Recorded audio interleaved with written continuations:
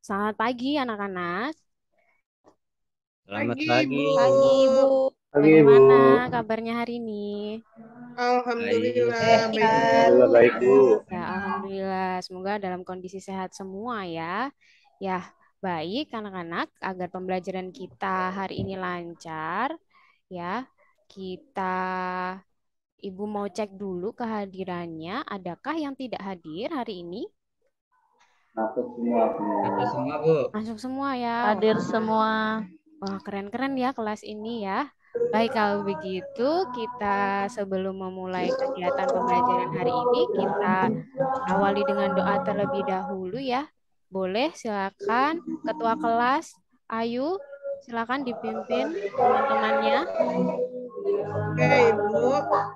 Baiklah teman-teman, sebelum kita mulai belajar hari ini, mari kita berdoa menurut kepercayaannya masing-masing. Berdoa mulai. Selesai. Ya, terima kasih Ayu ya sudah memimpin teman-teman. Ya, anak-anak, hari ini kita bertemu kembali ya dalam kondisi yang sehat semua. Nah, hari ini sebelum kita lanjut lagi di materi yang akan kita bahas hari ini, kita akan bersama-sama sebentar, Ibu izin untuk share screen. Ya, sudah terlihatkah PPT-nya? Sudah ya? Ya, anak-anak, hari ini kita akan melanjutkan materi kita dari pertemuan yang sebelumnya, yaitu tentang harmonisasi hak dan kewajiban asasi manusia dalam perspektif Pancasila. Ya, nah ini sudah terlihat ya. Nah, ini adalah kompetensi dasar kita, ya hari ini menganalisis harmonisasi hak dan kewajiban asasi manusia dalam perspektif Pancasila. Nah, adapun dalam pembelajaran hari ini mungkin ada yang bertanya-tanya juga ya, pembelajaran kita hari ini mau ngapain ya, tujuannya untuk apa? Nah, untuk pembelajaran hari ini, anak-anak, kita mau sama-sama mendeskripsikan tentang pengertian pelanggaran hak asasi manusia. Kemudian menganalisis penyebab dari pelanggaran hak asasi manusia. Dan nanti kita bersama-sama menganalisis kasus-kasus pelanggaran HAM yang ada di sekitar kita. Jadi nanti kita secara berkelompok berdiskusi bersama-sama dengan kelompok membahas tentang kasus-kasus pelanggaran HAM yang terjadi di sekitar kita. Baik, oke, kita lanjut ya. Nah, anak-anak, pertemuan minggu lalu kita kan sudah membahas tentang konsep dari hak asasi manusia dan kewajiban. Nah, masih pada ingat belum? Masih pada ingat nggak ya tentang hak asasi manusia dan kewajiban? Boleh? Adakah yang masih ingat? Apakah perlu Ibu tunjuk? Ibu. Coba. Ya, Saya Bu. ya silahkan. Saya Bu. Boleh. Siapa dulu nih tadi? Lita atau Ida ya tadi ya? Ya, Ida. saya, Bu. Ya, boleh. Ida, silakan. Ya, hak itu kan hak yang dimiliki kita atas hidup kita, ya. Terus kalau kita lihat tentang kewajiban, berarti kita melaksanakan apa yang diperintahkan oleh pemerintah. Jadi hak asasi manusia itu hak dasar yang dimiliki manusia sejak lahir. Itu Bu yang saya tahu. Wow, keren sekali ya jawabannya. Terima kasih, Ida. Ya, teman-teman ada yang mau menambahkan, Lita tadi? Saya Bu. Ya, silakan. Ya, jadi hak itu kan sesuatu yang kita dapatkan. Nah, kalau kewajiban adalah sesuatu yang harus kita kerjakan dengan penuh tanggung jawab.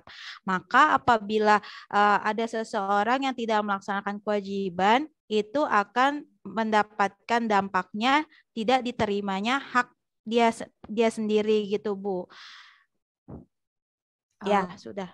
Ya, terima kasih Lita sudah menambahkan. Betul sekali ya anak-anak bahwa hak asasi manusia itu adalah sesuatu yang memang kita punya dan kita dapatkan dan itu anugerah dari Tuhan Yang Maha Esa. Maka dari itu kita harus menghargai, menjunjung tinggi. Begitu juga dengan negara ya juga punya kewajiban untuk menjunjung tinggi hak dan kewajiban asasi manusia.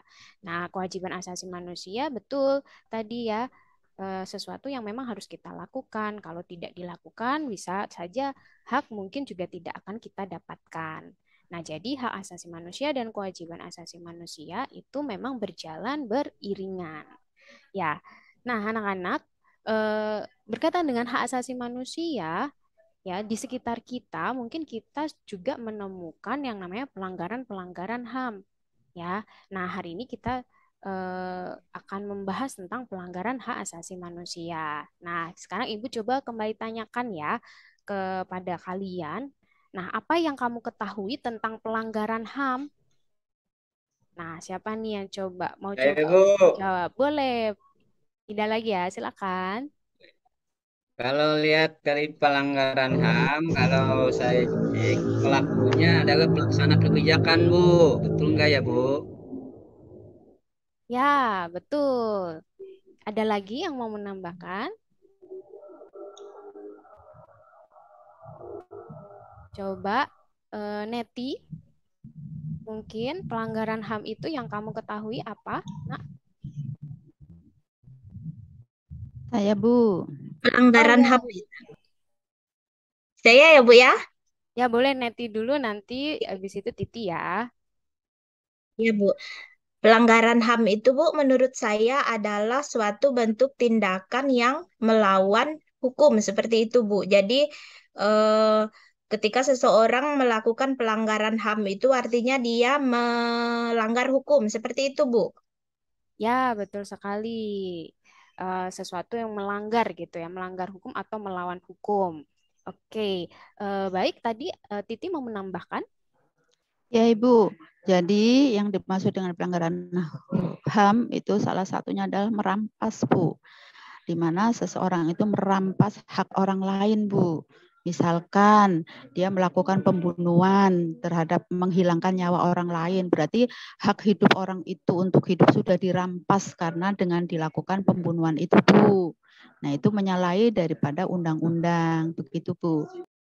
Ya, wah luar biasa sekali ya jawaban dari teman-teman berkaitan dengan pelanggaran HAM. Betul sekali ya bahwa pelanggaran HAM ini adalah sesuatu tindakan ya yang melawan hukum atau melanggar.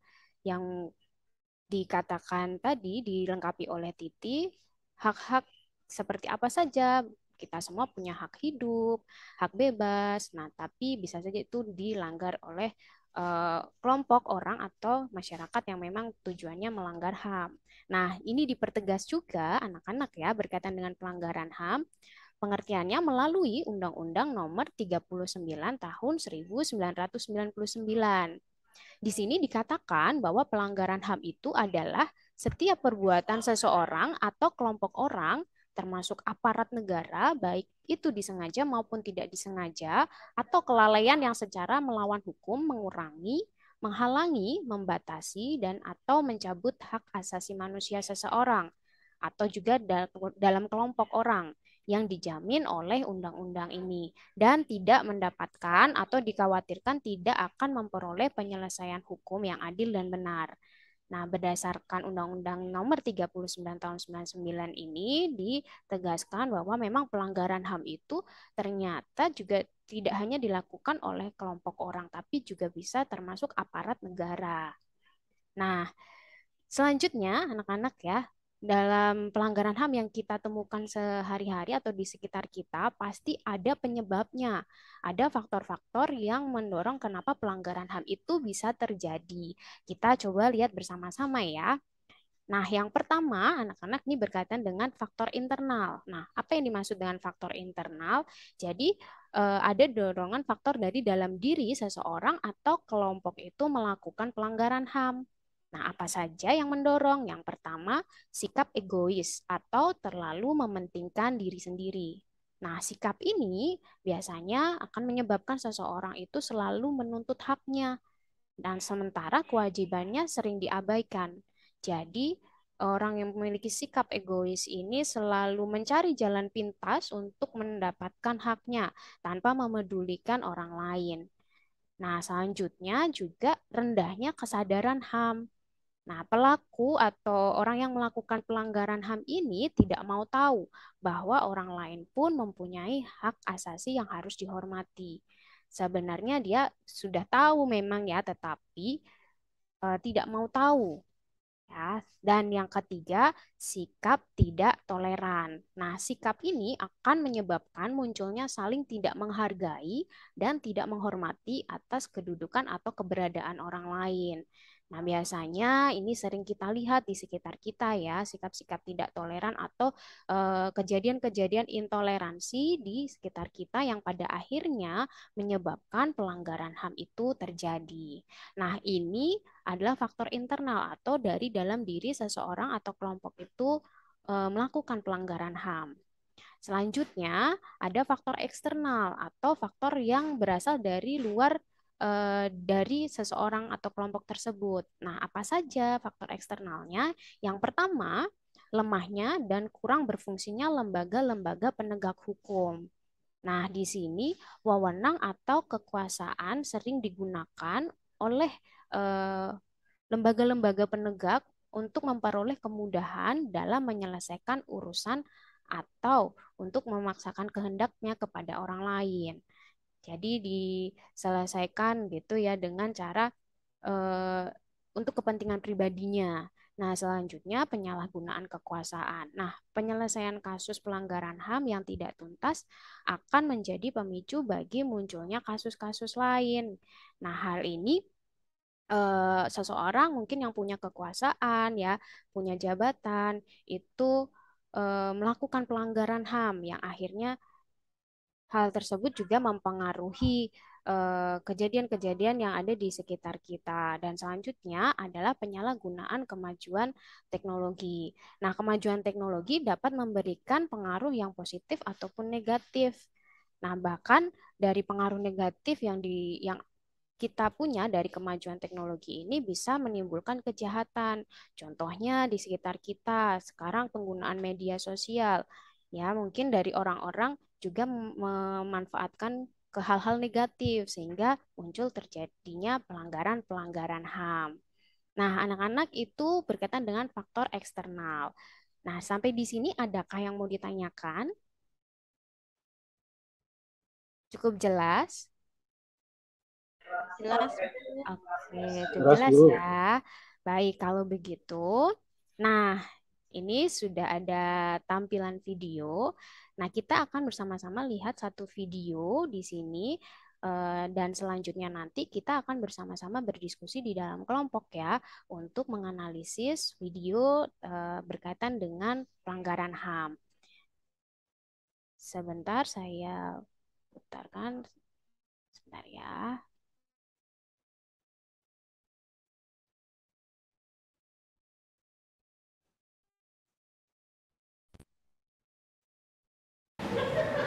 Ruangan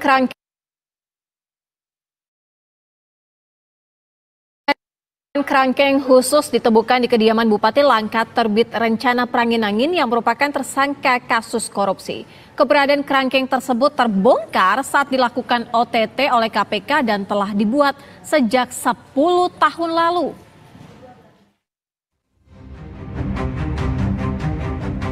Polisi menemukan kerangkeng manusia di rumah Bupati Langkat terbit rencana Pranginangin. Penemuan kerangkeng ini terungkap saat KPK dibantu pihak kepolisian melakukan penggeledahan di rumah Bupati Langkat saat operasi tangkap tangan beberapa hari lalu. Menurut Kabid Humas Polda Sumatera Utara Kombes Pol Hadi Wahyudi, dari pengakuan terbit, kerangkeng itu ia buat 10 tahun lalu dan merupakan tempat rehabilitasi narkoba yang dibuatnya secara pribadi. Ditreskrimum dan Ditres Narkoba berkoordinasi dengan BNNP dan BNNK Langkat untuk memastikan kebenaran bahwa kerangkeng tersebut merupakan tempat rehabilitasi pengguna narkoba.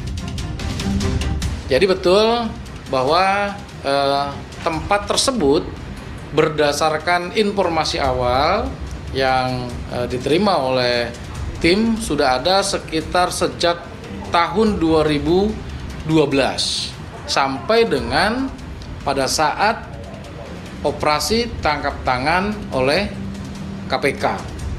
Nah, dari kejadian pada saat OTT KPK tersebut ada sekitar 30 sampai dengan 48 orang yang ada di dalam situ. Dan informasi yang diberikan dari penjaga-penjaga yang ada di situ, mereka adalah orang-orang yang terlibat narkoba atau yang dititipkan orang tuanya karena kenakalan remaja. Temuan kerangkeng manusia di rumah Bupati Langkat terbit rencana perangin-angin ini pertama kali diungkap oleh Migrancare, di mana orang-orangnya dipekerjakan di kebun kelapa sawit. Migrancare menduga ada praktek perbudakan modern dalam temuan ini. Dari Medan, Sumatera Utara, Nofrik Afandi, Khairil Arisandi, TV One mengabarkan. Ya, baik. Sudah kita lihat sama-sama ya anak-anak satu tayangan video ini. Nah, coba kita sambil mengamati, Ibu tanya, boleh ya ke Alfian. Ya, Alfian. Ya, tadi lihat videonya tentang apa nih, Alfian? Itu tentang kerangkeng manusia, Bu. Oh, kerangkeng manusia, ya. Iya, dan itu tidak boleh dilakukan sebenarnya karena itu melanggar hak hidup dari orang-orang yang dikerangkeng. Iya, betul sekali. Kita lihat ini terjadi, ini ya, ada kerangkeng manusia yang dilakukan di Langkat ya.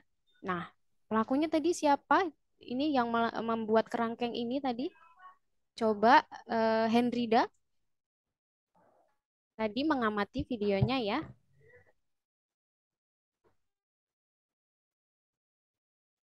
Ya, sepertinya Hendrida ada ini Bupati Langkat, Bu. Langkat, Ibu. Bupati Langkat ya. Baik. Oke. Nah, dari video yang sudah dilihat sama-sama gitu. Selanjutnya kita akan bersama-sama masuk dalam kelompok ya untuk mendiskusikan kasus ini berkaitan dengan Bupati Langkat membuat ini tadi ya kerangkeng gitu ya. Nah, untuk kelompoknya sudah dibagi sebelumnya ya anak-anak, ada 3 kelompok. Kelompok 1 ketuanya Ida, kelompok 2 ketuanya Rusman, kelompok 3 ketuanya Alfian. Nah, untuk lembar LKPD-nya sudah Ibu bagikan di Google Classroom juga ya, bisa diakses di situ. Nah, selanjutnya kita akan bersama-sama masuk dalam kelompok masing-masing ya.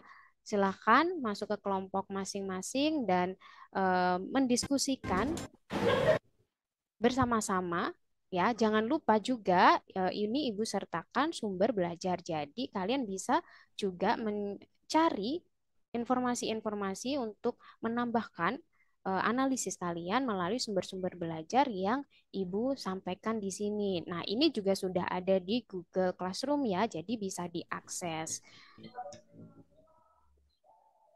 Nah, untuk berdiskusinya apa saja mengenai kasus ini? Yang pertama, kalian analisis berdasarkan kasus yang ada pada video, analisislah apa yang menjadi faktor pendorong pelanggaran tersebut. Yang kedua, apakah kasus tersebut termasuk dalam pelanggaran HAM? Jika iya, jelaskan ya. Dan yang ketiga, solusi apa yang seharusnya dilakukan pemerintah jika oknum pemerintah sendiri yang melakukan pelanggaran tersebut. Nah, nanti setelah diskusi, setiap kelompok mempresentasikan hasil diskusinya. Begitu ya anak-anak ya. Sebelum masuk dalam kelompok, ada yang mau ditanyakan dulu? Tidak ada? Oke, jika tidak ada, kita langsung saja masuk dalam kelompok ya. Silakan berdinamika dalam kelompok. Nanti setelah itu mempresentasikan ya.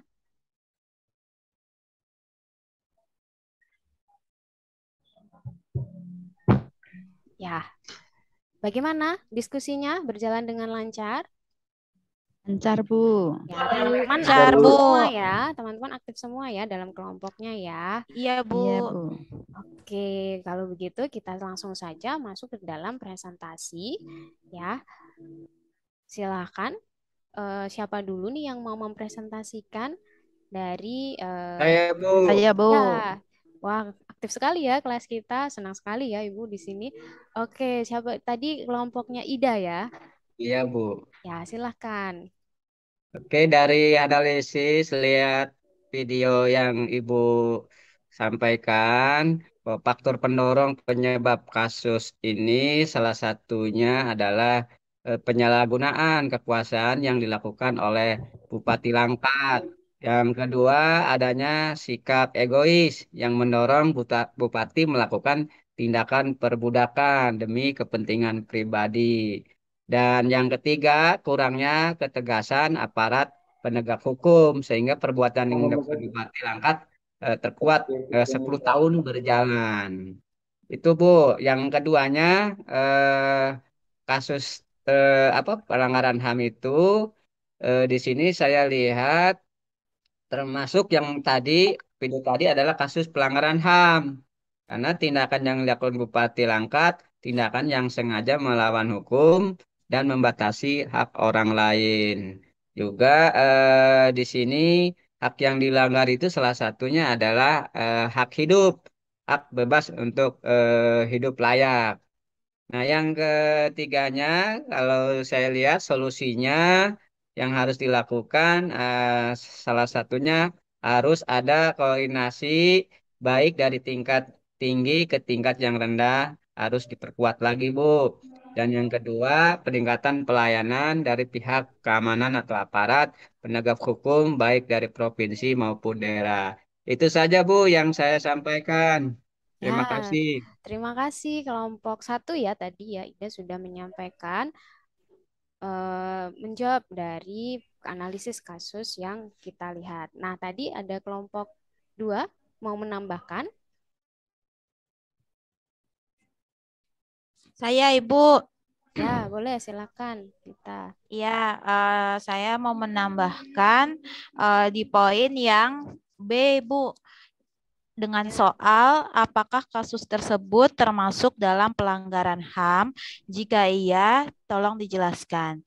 Nah, menurut kelompok kami, kasus yang dilakukan oleh Bupati Langkat tersebut merupakan suatu kasus pelanggaran HAM.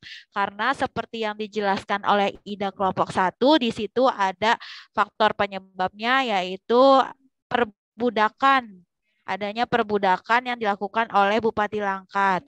Nah, dengan demikian perbudakan ini adalah salah satu contoh pelanggaran HAM dan juga tindakan yang melawan hukum, Bu, karena membatasi hak orang lain.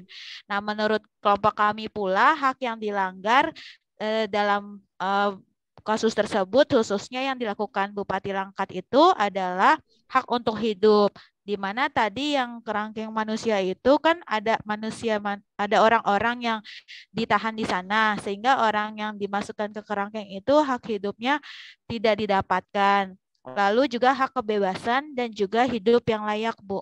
Sekian. Ya, terima kasih kelompok 2 perwakilan oleh Lita melengkapi ya. Betul ya, berkaitan dengan kasus yang terjadi yang dilakukan oleh Bupati Langkat. Nah, untuk mempertegas lagi, mungkin satu kelompok lagi, kelompok 3, boleh kalau mau menambahkan. Atau sudah cukup? Oke, sudah cukup ya berarti ya. Ya, oke, anak-anak berkaitan dengan kasus tersebut, ya terima kasih sudah memaparkan hasil diskusinya.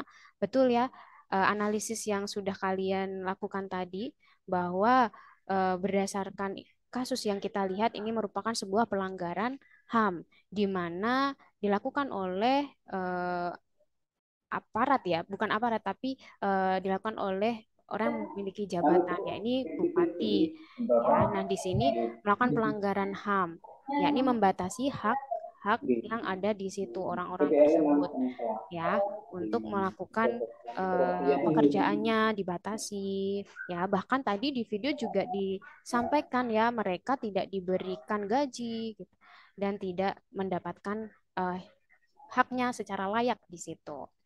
Ya, baik anak-anak, ya kita. Nah, ini tadi yang sudah kita bahas hari ini. Nah, selanjutnya untuk merefleksikan pembelajaran kita hari ini. Coba Ibu mau tanya apa saja yang sudah kalian dapatkan hari ini atau yang sudah kalian pelajari hari ini. Siapa nih yang mau Ya, Bu. menyampaikan? Ya, Ya, Bu. silakan. Selamat ya. Ya.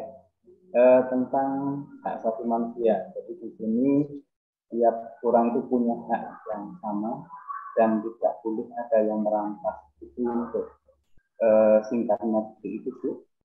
Terima kasih. Ya, terima kasih. Selamat ya. Ada yang mau menambahkan lagi berkaitan tadi dengan hak? Kalau tadi saat menyampaikan hak asasi ya. Bu. Ya, silakan Alfian. Bu. Baik, Ya. jadi penegakan HAM itu harus dilakukan oleh semua orang, walaupun itu tidak mengenal dia aparat ataupun tidak mengenal dia sipil. Intinya semua orang harus menghormati hak asasi manusia yang dimiliki oleh orang lain. Ya, bagus sekali ya jawabannya. Betul bahwa penegakan HAM itu harus dilakukan oleh semuanya ya, tidak hanya penegak hukum, tapi kita masyarakat juga mengikuti, juga melakukan ya, mengupayakan untuk penegakan HAM. Nah, hari ini ya anak-anak yang bisa kita simpulkan dari pembelajaran hari ini, kita sudah belajar tentang pelanggaran HAM, di mana pelanggaran HAM itu ada pula faktor-faktor yang mempengaruhi, baik itu dari sikap egois, ya, rendahnya kesadaran HAM, sampai juga pada faktor eksternal, ya, yakni penyalahgunaan kekuasaan, kurang tegasnya aparat penegak hukum, ya, dan penyalahgunaan teknologi yang ada. Ya, anak-anak, untuk selanjutnya ya kita mungkin cukupkan pertemuan kita hari ini. Nah, selanjutnya di minggu depan kita akan melanjutkan pertemuan selanjutnya, yakni membahas tentang upaya-upaya penegakan HAM.